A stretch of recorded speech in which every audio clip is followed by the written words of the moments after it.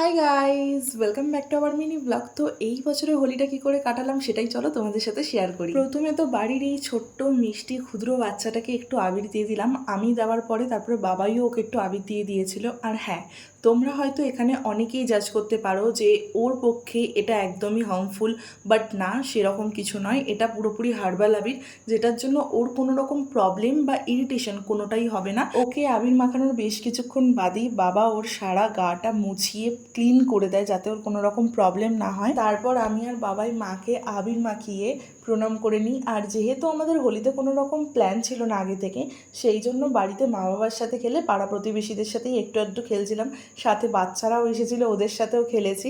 আর এখানে পুচকিটাকে দেখো, আবির মাখার পরে চুপটি করে শুয়ে রয়েছে। এটা ছিল আমাদের বিয়ের পরের সেকেন্ড হোলি, আর আমরা ভীষণ এনজয় করে দিনটা কাটিয়েছি।